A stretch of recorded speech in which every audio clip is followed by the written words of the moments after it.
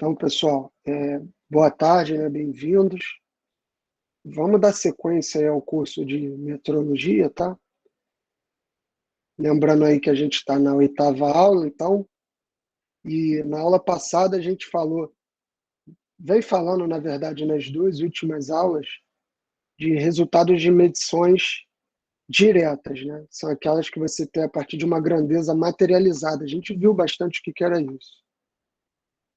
E isso implica um monte de coisa, um monte de regras e cálculos que vocês têm que estar atentos, né, detalhezinhos que a gente viu na, nas duas últimas aulas. A gente viu aí que o mensurando ele pode ser variável ou constante, e a gente vai assumir que ele é constante quando, né, a variação dele, na verdade, tudo está variando, então quando a variação dele é menor do que a resolução do nosso equipamento de medida. A gente também viu o que é resolução, tá? Então, incremento de escala ali. Então, quando ele não está capturando essa variação, a gente vai assumir que é constante.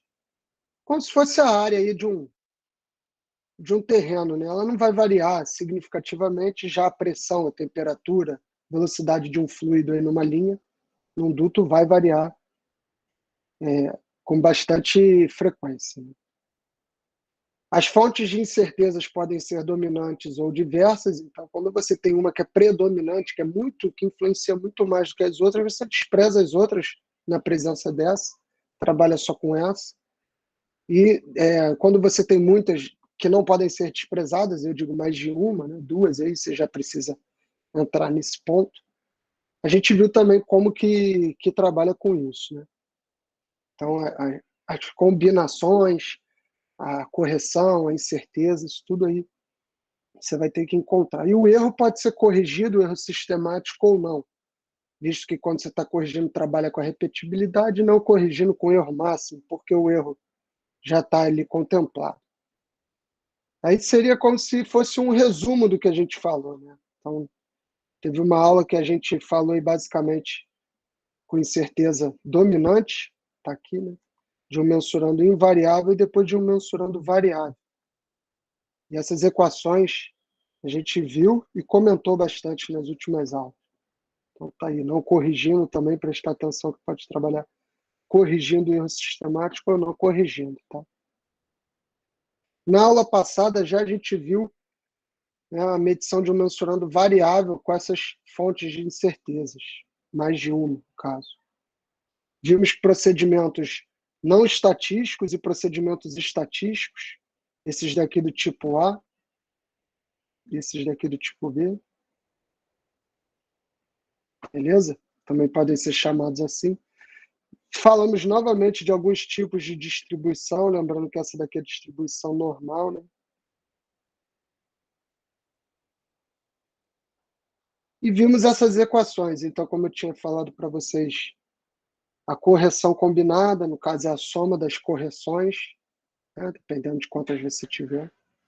A incerteza combinada, então você não soma simplesmente, soma os quadrados. O número de graus de liberdade efetivo, a gente encontra assim, então, uma vez que a gente sabe a incerteza combinada, a gente pode aplicar aqui e elevar ela à quarta potência, né? Mais e igualar com esse outro lado direito aqui da equação. Depois você inverte ou multiplica cruzado, também serve, e encontra aqui o número de graus de liberdade efetivos, que é diferente do número de graus de liberdade. Também falamos aí da incerteza padrão, ó, pode ser encontrada pelo coeficiente de Student, né, para aquelas condições que forem determinadas, vezes a incerteza combinada encontrada nesse caso aqui, essa segunda equação, tá? Na aula passada, a gente viu alguns exercícios, comentamos sobre eles, e a gente acho que no último, alguém fez uma pergunta que eu fiquei de ver, né? Uma dúvida que tinha ficado era sobre a deriva temporal. Alguém perguntou, não me lembro quem, e, e aí, por que ele não Acho que foi considerou a Bruno. deriva? Beleza. Então, Bruno, show, ó. Você tinha perguntado isso, né? Ela não tem influência aqui, né? Por isso, ali eu não tinha reparado, mas agora depois eu fui olhar com calma. Tem alguns padrões que ele não dá, parâmetros, desculpa, que ele não dá, ou seja, que não tem influência, ou seja, que não é preciso levar em consideração. Por isso que aqui no efeito da correção, ele não contabilizou a deriva temporal, contabilizou a deriva térmica e a correção detectada na calibração, tá? Acho que não tem muito, é só uma questão de atenção. Se a gente for falar então da aula de hoje, hoje a aula é sobre, né, medição de resultado de medições indiretas, né? Então, lembrar sempre disso, indiretas. Enquanto que nas duas aulas passadas a gente estava focando em resultado de medições diretas, tá? Então, agora entrando de fato nisso aqui, que é um tema novo para a gente vai começar a falar um pouco disso. Então a gente precisa saber o que é isso, né? A gente já comentou bastante, mas só lembrar que medidas indiretas, às vezes você não tem, quando você não tem uma medida materializada, você precisa analisar ou o cálculo ou o efeito de alguma coisa para chegar à conclusão daquela grandeza, daquele dado ali que você está querendo analisar. Tem diversas coisas que você pode associar aí, por exemplo, também, né, quando você quer medir a área de um terreno, é um mensurando invariável, né? A gente considera assim. Porém, ele é medido pelo comprimento, aí, a base e a largura dele. Então você repara que você não mede a área dele exatamente, né? Você mede, sei lá, que o L em B, você diz que a área é igual a L vezes B, e aí você vai lá e mede L e mede B, tá? Então são medidas grandezas de entrada. Na verdade, são essas grandezas que você vai utilizar, são os parâmetros que você vai utilizar aí, ó, para obter o resultado da medida indireta que você quer fazer. São eles, muitas vezes, massa, comprimento, tá? Tempo, aqui tempo saiu repetido, peço perdão. Na hora que passa, aí foi 2 vezes. Então, geralmente essas são as grandezas de entrada, muito comuns, né? Você consegue medir materialmente, elas vão servir como grandezas de entradas para as suas medições indiretas. E as medições indiretas, elas funcionam também através, né, do que a gente acabou de comentar aí, o modelo matemático. O que é o modelo matemático? Nada mais é do que uma fórmula, uma equação, uma maneira de você encontrar aquilo. Então, por exemplo, existe aquela história, antigamente, que o cara queria medir a altura da pirâmide ou de uma montanha, de alguma coisa muito grande que naquela época não tinha como ele esticar uma corda e medir como é que é. Repara que nessa época a precisão também não era algo muito relevante, né? Ele queria ter uma ideia ali, pouco interessava se era mais ou menos 1 metro, né? Enquanto que hoje em dia não, hoje em dia a gente tem um padrão de rigor aí elevadíssimo, então não seria aceitável um método desse para medir a altura de uma montanha, de uma pirâmide. Mas, em emergência, em último caso, se você não tiver outra maneira, esse método é eficiente, funciona, está comprovado. O cara foi e mediu a sombra da pirâmide e a sombra da árvore num determinado momento que o raio, né, do sol aí se alinhava. Então, nisso, ele conseguia que, através de triângulos retângulos e semelhantes, aqui, então ele tem esse triângulo aqui e esse outro maior aqui, né? Ele conseguia, através da altura da árvore, ele sabia mais ou menos qual era a altura da árvore aqui, Hzinho, e conseguia encontrar Hzão através de semelhança de triângulos, né? Sabe a distância, sabe tudo aqui. A única grandeza que ele não sabe é essa. E aí ele conseguia encontrar. Também, você tem que ser capaz, às vezes, em ocasiões militares, antigamente, de estimar a distância entre navios. E é óbvio que isso hoje pode ser estendido para você estimar a distância entre estrelas, galáxias, corpos celestes. Você não vai medir, você não vai com a nave passeando toda a galáxia para medir, estimar, né, qual que é a distância daqui até outro planeta ou até o final do sistema solar. Então, você tem que ter métodos que não medições diretas através de modelos matemáticos que vão te auxiliar nisso. Antigamente ele fazia assim, ele queria saber essa distância aqui, ó, distância aí do navio até a praia, até o exército. Ele marcava esse ponto, e aqui ele tem como incógnita, né? Então ele andava, ele percorria uma distância para cá, da qual ele sabe, né? Ele conhece essa distância aqui, e marcava esse outro ponto aqui. Até que ele começava a percorrer nessa outra direção, para trás, perpendicularmente, sempre mantendo 90 graus, tá? De tal maneira que o navio se alinhasse com a visão. Então, na hora que o navio se alinha com a visão, você tem aí dois triângulos semelhantes, que você pode, sabendo essa distância aqui, esse comprimento aqui, que você andou para trás, o soldado que está fazendo isso andou, ele consegue determinar aí essa outra distância aqui, né? Por causa da distância. É mais ou menos assim, através de outros métodos. Claro que hoje em dia a gente não está mais nessa, tem métodos muito mais refinados para você determinar distância no universo, coisas que você não consegue medir. Uma coisa que a gente vai ter que prestar atenção e carregar daqui para frente é a lei da propagação das incertezas, tá? Então, essas incertezas elas vão se propagar conforme você vai fazendo medições. Então, daqui para cá, né, nesse comprimento D aqui, você já tem uma incerteza. Você sabe, mas não sabe, né? Daqui para cá também, né, no L.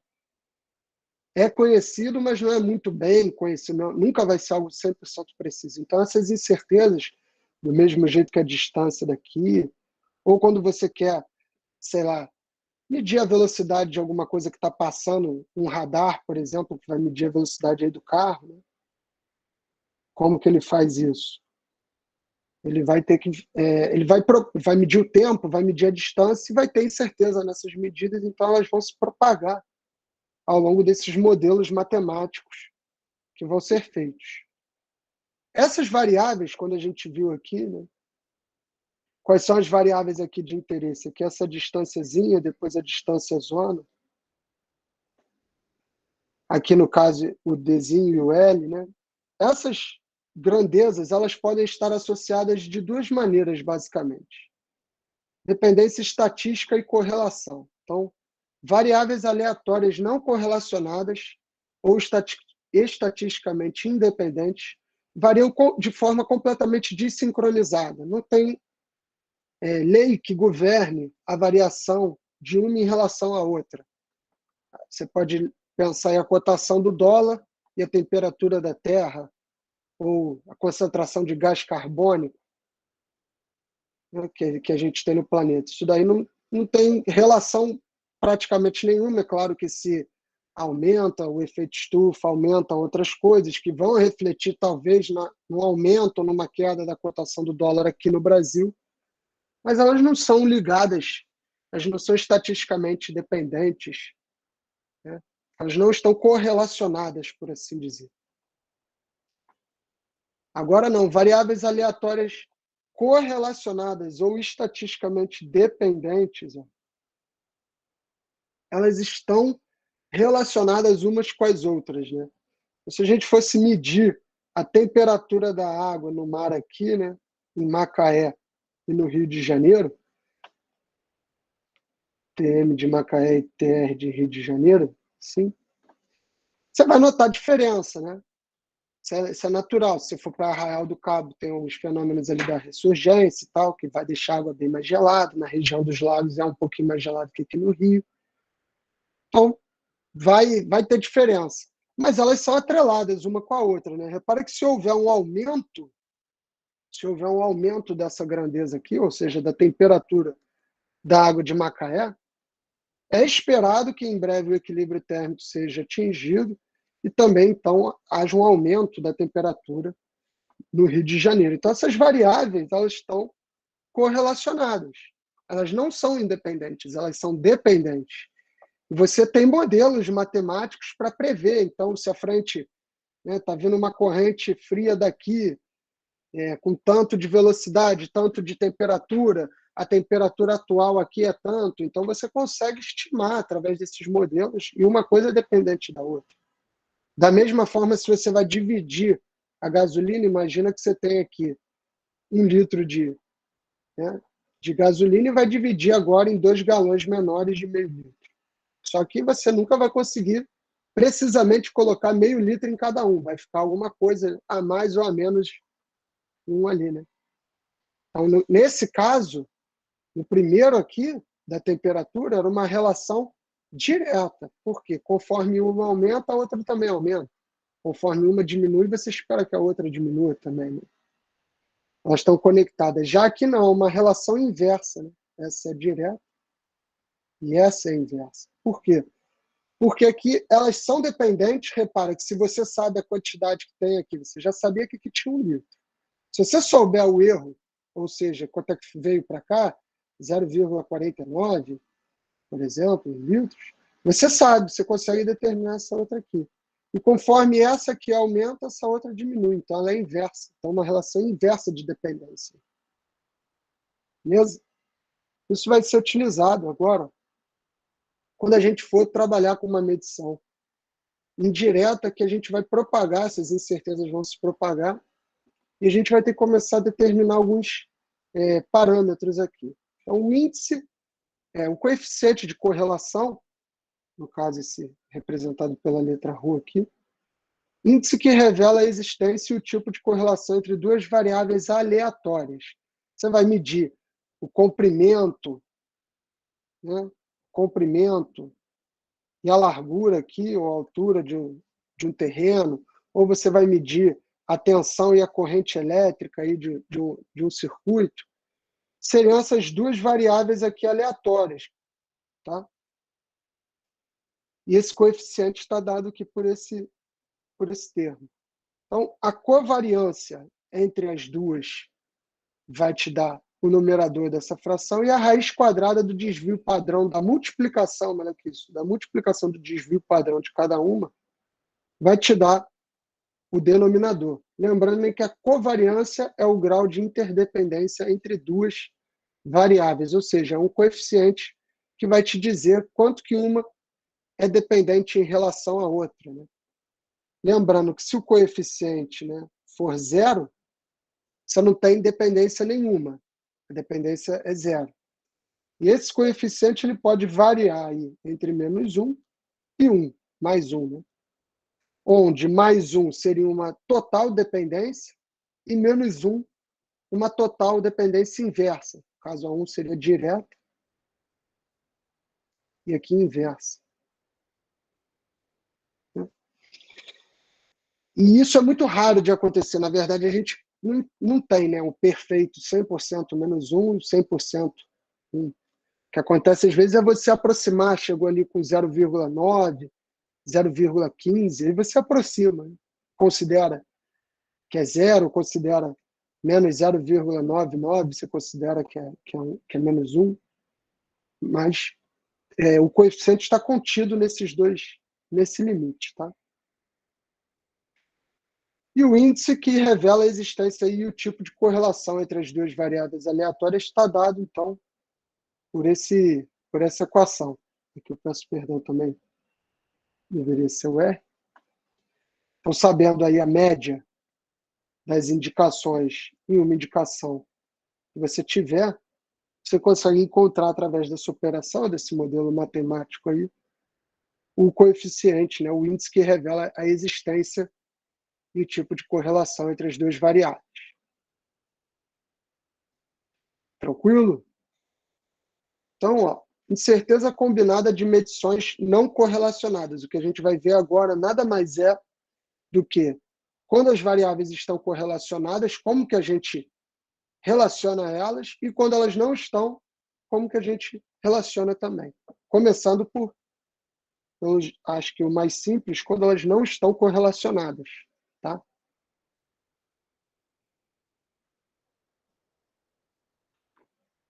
E o que a gente vai fazer a partir de agora, nessa aula, é aprender a operar com essas propriedades. Soma, subtração, multiplicação e divisão. Na aula que vem nós vamos fazer exercícios mostrando isso daí, revisando que vem sendo dito nessas últimas aulas. Tá? A soma e a subtração pode-se demonstrar a variância da soma entre duas variáveis aleatórias não correlacionadas, como sendo aí calculada a partir da soma das variâncias. Beleza? Caso aí para a gente, desvio padrão, a gente vai representar aí, vai pegar o desvio padrão, vai levar ao quadrado, vai obter a variância. Aqui é bem simples, né? Quando você quiser somar, você soma o quadrado de cada um, lembrando que sigma é o desvio padrão, isso aqui é a variância, né? Então, sigma ao quadrado é igual a variância. Quando você quiser subtrair, você soma também porque o quadrado, qualquer número elevado ao quadrado vai dar um número positivo, né?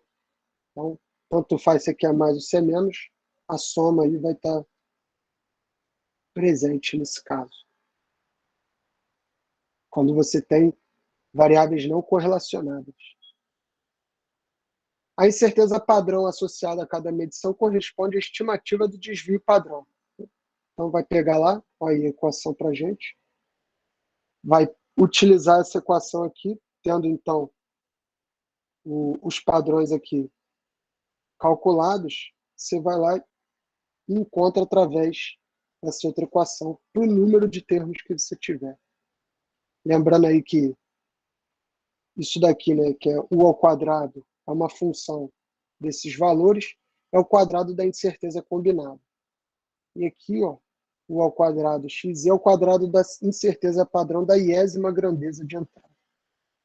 Acho que o último tópico aí está dizendo, quadrado da incerteza padrão da soma ou da subtração das medições correlacionadas é obtido a partir da soma dos quadrados das incertezas padrões associadas a cada grandeza de entrada. É o que está dito aqui nessa equação. Então, eleva ao quadrado, multiplica e vai somando para cada parcela. Já a multiplicação e divisão implicam um procedimento um pouquinho diferente, né? Denomina-se incerteza padrão relativa o quociente entre a incerteza padrão e o resultado base de uma medição. Por exemplo, e aí para representar a média, né? É a incerteza padrão relativa de A. Tá?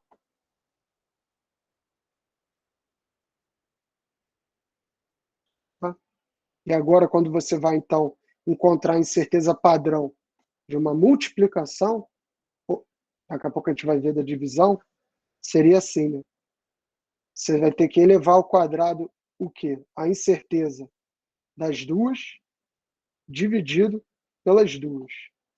E isso daí vai ser igual, né, à soma das parcelas. Então, pega a primeira incerteza da primeira, divide pela primeira, eleva ao quadrado. E por aí vai. Isso pode ser representado por essa equação aqui também, tá? Então, o R ao quadrado, a incerteza padrão elevada ao quadrado dessas duas variáveis aleatórias, vai ser a incerteza padrão elevada ao quadrado da primeira vezes a segunda. Não, mais a segunda. Né? Tá aqui. Tá? Quando for divisão, opa, acho que desapareceu aí para vocês. Voltou a aparecer? Voltou. Beleza, foi mal aí. Quando for divisão, é parecido, ó. Repara aí que é parecido, tá? Só que você vai preservar o sinal de mais também. Beleza? Então você utiliza aí a mesma equação, embora você esteja dividindo. E isso está representado aí nessa equação mais geral aqui, ó. U ao quadrado de R, né, de todas essas aqui, vai ser mais ou menos, dependendo do expoente, a soma de cada uma delas. E aqui está dizendo, quadrado da incerteza relativa da combinação, quadrado da incerteza padrão relativa da medição da iésima grandeza de entrada, cada uma. Né? O expoente mais ou menos 1 foi forma geral encontrada para simbolizar multiplicações e ou divisões. Então, quando você está multiplicando ou dividindo, você inverte o expoente aí. Lembrando que a multiplicação fica com o expoente positivo e a divisão com o expoente negativo. E aqui é o caso geral, onde você tem tudo isso ao mesmo tempo acontecendo. Então, você define aqui essa variável g como sendo a grandeza determinada por uma medição indireta, né? E ela vai ser igual a essa função aqui, matemática contínua e derivável, o modelo matemático, no caso, das funções aí da incerteza de cada grandeza aí combinada, que está sendo, né, da variável de entrada. Na hora que você faz isso, você agora vai ter que aplicar, né, já que você tem várias operações, aí você vai ter que aplicar a derivada parcial, né, de f, ou seja, dessa função g que você está pegando, em relação a cada uma das variáveis de entrada. Vai pegar e vai diferenciar f em relação a x1 e multiplicar pela incerteza de x1. Daí eleva ao quadrado. Faz isso para x2, ó, né? Derivada parcial de f em relação a x2, multiplicado pela incerteza de x2 e eleva ao quadrado. E vai fazer isso para quantas sucessões tiverem. Então, está mostrado aí, ó, o quadrado da incerteza combinada da grandeza ser determinada por uma medição indireta. E isso daqui é a derivada parcial da função em relação à grandeza de entrada xi, também denominado coeficiente de sensibilidade associado à grandeza de entrada xi. Tá? Então é só repetir. Agora vamos falar de incerteza combinada de medições correlacionadas, quando uma está relacionada com a outra. Tá? É um pouco mais chato.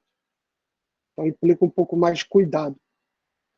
Você vai ter aí a soma, então, ela é dividida quando você tem uma correlação direta ou inversa, da seguinte maneira. Quando a correlação é direta, você simplesmente soma as incertezas de cada uma. Quando a relação é inversa, agora você vai fazer um módulo, peço perdão aqui, ó, isso aqui era pra ter vindo aqui. Um módulo, tá, da diferença. Para ter um resultado positivo,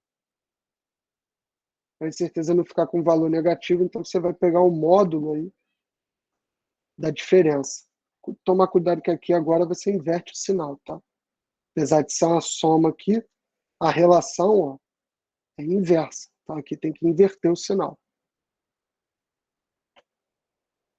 E quando você tem múltiplos termos, então você está somando vários termos, você pensa aí que o seu resultado é Z, e ele vai depender da soma de A com B, com C e com D. Esses termos podem ter relações diretas ou inversas. E você logo entende que eles estão em lados opostos, né? Você poderia pensar em uma gangorra que eles estão em lados opostos, onde, nesse caso, nesse exemplo aí que ele está dando, A e C, então, tem relações aqui diretas, né? Um com a outra, são relações diretas, correlações diretas, vamos dizer assim, e B e D também, entre si, né? No entanto, esse lado aqui tem uma correlação inversa com o primeiro, né? Então, isso daí pode ser determinado dessa maneira, e é o que está dito aí, ó. A gente chamaria A e C, que tem uma correlação direta de E B e D de F. Né? E calcularia as incertezas de cada um. Então, a incerteza de E seria a incerteza de A, mas a incerteza de C. A incerteza de F seria a incerteza de B, mas a incerteza de D.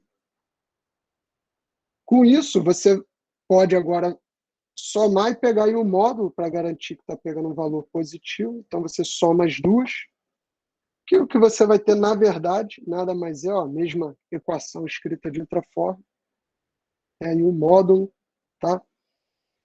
De A menos B mais C menos C. Aqui era para ser D. Eu não sei por que quando eu passo de um para o outro, ele comete algumas trocas. Enfim. Subtração, mesma coisa, tá? Parecido no caso. Agora, ó, repara que você está subtraindo.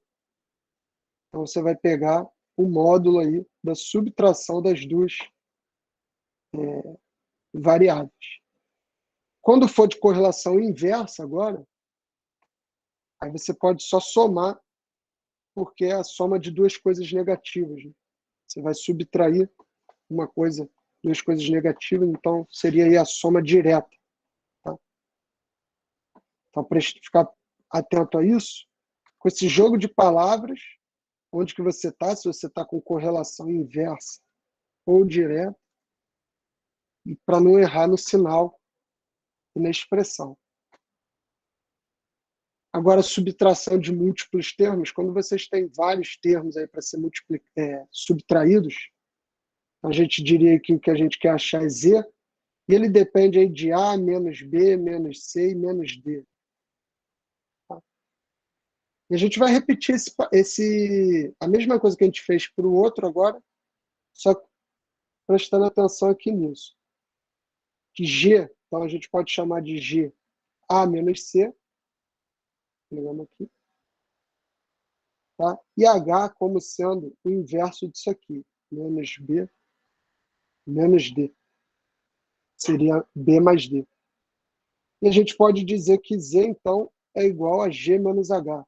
Repara que se você colocar que a G é A menos C, menos H seria menos B menos D.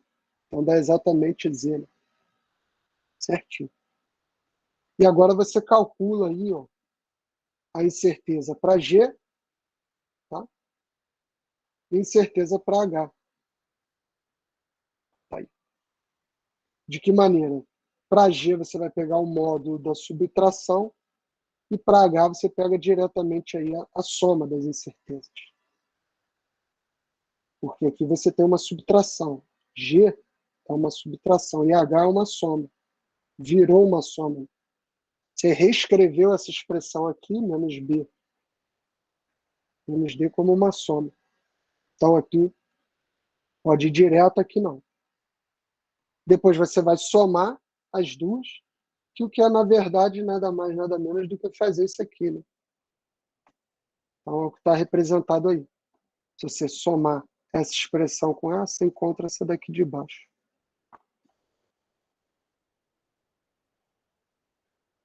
Quando a relação é direta, multiplicação, você pode fazer a soma das incertezas dividido pela variável.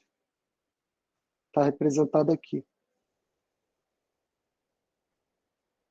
Quando a relação é inversa, agora você tem que pegar o módulo da subtração das incertezas de cada variável, tá?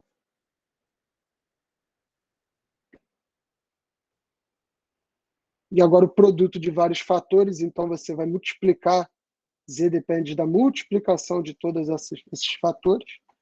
Vamos fazer parecido, a gente chama A e C que tem relação, lembrando, né?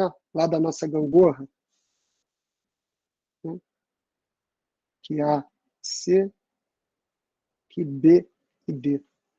Então A e C tem a relação inversa, a gente pega que chama de K, ou relação direta, a gente junta aqui e chama de K, enquanto que L vai representar B e D, que tem a relação direta também entre si. E a gente faz isso. Calcula, então, a incerteza de K e calcula a incerteza de L. Então, a incerteza de K vai ser a incerteza de A mais a incerteza de C. Já que isso aqui é uma multiplicação, né? Isso aqui também é uma multiplicação, a incerteza de R, de L vai ser a incerteza de B mais a incerteza de D.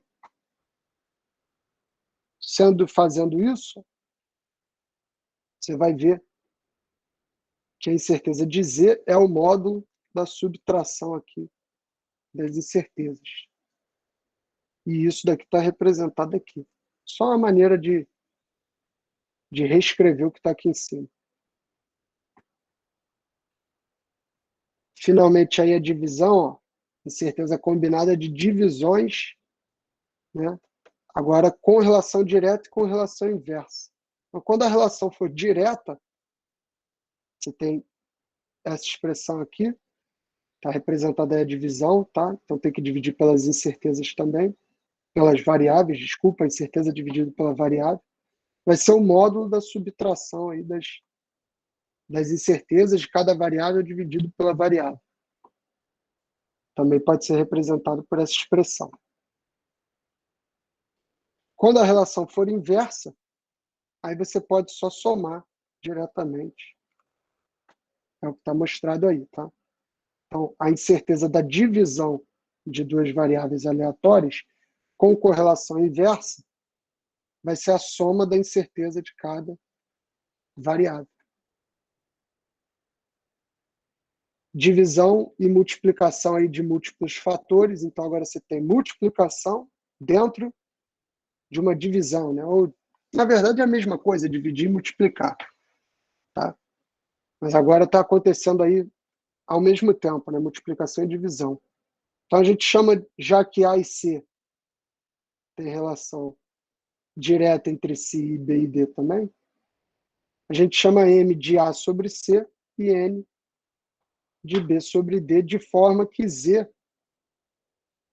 fica sendo M vezes N. Né? Multiplicar aqui, vai encontrar Z. E aí você calcula, então, a incerteza para M e a incerteza para N. Lembrando que agora M é uma divisão e N também. Então, por isso, você vai ter a mesma aí, ó, a mesma expressão, tá? O módulo da subtração da incerteza de cada variável. Depois você vai subtrair, lembrando que você tem uma multiplicação aqui, desculpa, com relação inversa, porque essas duas têm relação inversa com essa. Então você pega a mesma expressão e faz agora para M e para N, né? Lembrando que M e N estão determinados aqui. E isso daqui está representado aqui, né? Nada mais é do que reescrever essa expressão dessa forma. Você também poderia fazer termo a T. Beleza? Com isso, galera, a gente vê, ó, hoje foi uma aula bem massiva, assim, de várias expressões, né? A gente viu vários detalhes, várias expressões e contas. Eu achei que ficou de forma assim melhor. A gente viu logo tudo hoje, vai passar por essa parte logo de uma vez. E na aula que vem a gente fica dedicado só a fazer exercício para treinar isso, para ver essas, essas expressões aí, porque eu sei que só apresentando assim realmente fica muito complicado de entender. Então eu peço que vocês olhem no livro, tem alguns exemplos. Na aula que vem a gente vai discutir, vai fazer alguns exercícios para estimar isso, tá? O caso geral aí, ó, também, a gente não viu o caso geral, lembra? Que é quando você tem aquela função g, que é f, tal. Então, a gente não viu o caso geral para essa última, né, para esse último caso. E também não vimos isso aqui hoje, né? Estimativa da incerteza combinação, quando o coeficiente é conhecido. Então, isso daí vocês têm que dar uma olhadinha lá no livro, para a gente discutir na aula que vem, a gente vai ver isso e fazer alguns exercícios, tá? E com isso eu passei a palavra a vocês. Se alguém quiser perguntar alguma coisa, tirar alguma dúvida, fica à vontade.